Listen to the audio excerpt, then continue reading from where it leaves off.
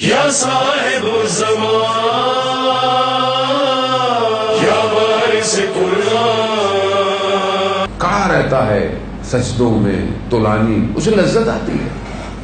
اب آپ کو بعض کھانا بہت سا اچھا لگتا ہے، آپ کھانا کھاتے ہیں، آپ کو بعض کو کوئی اور چیز اچھی لگتی ہے، بچوں کو گیم اچھے لگتے ہیں، آج کل ہر وقت گیم کھیلتے رہتے ہیں، لوگ بیٹھے ہیں، فیملی بیٹھی ہے، بڑے بیٹھے ہیں، نہیں بڑے بھی کھیل رہے ہوتے ہیں، وہ بھی پب جی میں لگی ہوئی قوم پوری، وہ بھی کھیلے جا رہی ہے، اگلے کی شادی ہو رہی تھی وہ بھی گیم کھیل رہا تھا۔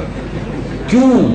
بہرحال انسان ہے نا، دیکھیں انسان کہیں بھی اٹیچ ہو سکتا ہے کسی چیز سے، لذت ہے نا بھائی، کوئی نہ کوئی تو لذت ہے۔ اب یہ لذت اس کو یہاں مل رہی ہے۔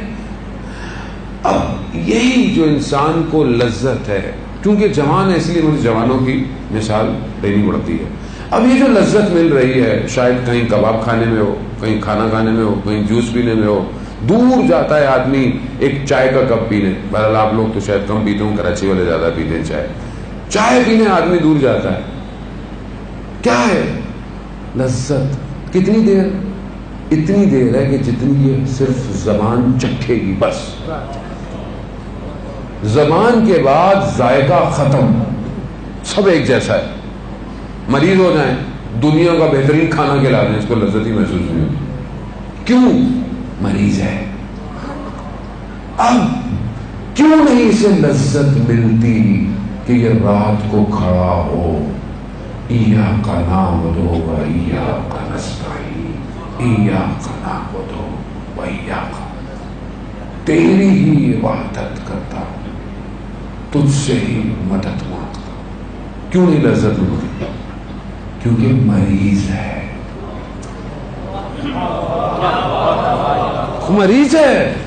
مریض ہے، اپنے آپ کو مریض بنایا ہوا ہے۔ اب ظاہر میں سالے میں بالکل ٹھیک ہے، لیکن لذت نہیں مل رہی۔ سجدہ کتنا لمبا ہے، کتنا لمبا سجدہ انسان کر سکتا ہے؟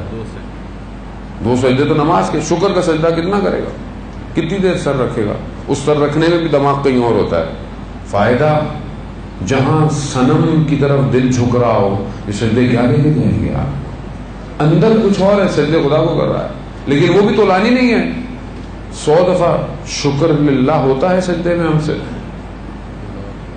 یعنی دن میں اتنا وقت نہیں، 1 دفعہ 10 دفعہ ہی کر لوں، شکرن للہ، الحمدللہ، سبحان اللہ، استغفر اللہ، سجدے میں کر لوں۔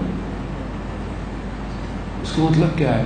عبادت میں رغبت ہی نہیں ہے، مجھے لذت ہی نہیں ملتی۔ مجھے دوسری چیزوں میں لذت ہے، کھانے پینے میں، گھومنے میں، پھرنے میں۔ یہ ساری لذتیں کیا ہیں؟ یہ تو حیوانی لذت ہے، یہ تو سب کو ہے۔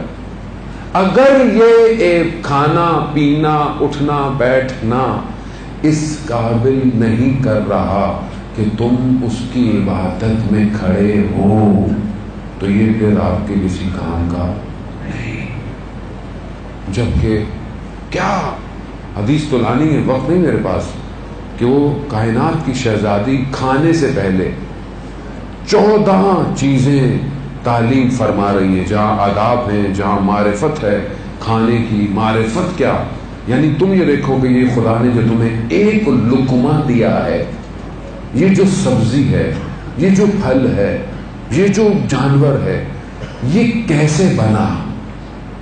بی بی کہتی ہے یہ معرفت کر کے کھاؤ کہ یہ ایک پھل کے لیے کتنے درخت پہ پانی آیا، سورج کی روشنی آئی، ہوائیں آئی، پھر خدا نے اس سے تمہیں ایک پھل دیا۔ یہ ایک لقمہ تمہیں معرفت پہ لے کے جا سکتا۔ بی بی فاطمہ الزہرا سلام اللہ علیہا کی شان پر بلند سے بلند تر صلوات۔